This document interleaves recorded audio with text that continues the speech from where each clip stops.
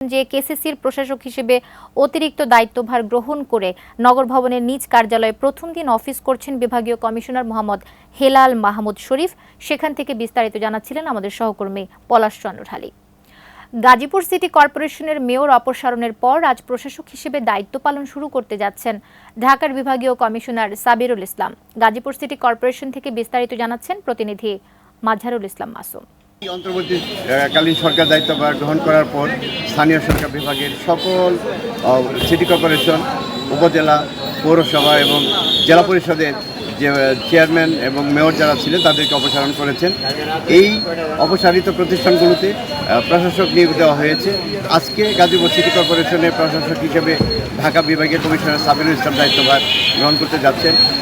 আপনারা জানেন যে 2013 সালে গাজীপুর সিটি কর্পোরেশন প্রতিষ্ঠার পর 3 জন মেয়র নির্বাচিত হয়েছিলেন, কিন্তু কোনো মেয়রই তাদের এই 5 বছর মেয়াদ পূর্ণ করতে পারেনি। কেউ 2.5 বছর, কেউ 3 বছর দায়িত্ব পালন করেছেন।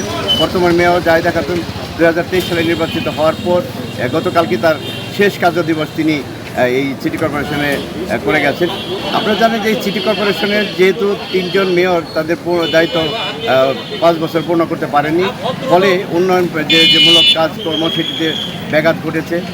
এই বর্তমান মেয়র অপসারিত হওয়ার পর উন্নয়নমূলক কাজ কতটুকু ত্বরান্বিত হবে সেটি নির্ভর করবে এই নতুন যে প্রশাসক দায়িত্বভার গ্রহণ করছেন তার তৎপরতার উপর।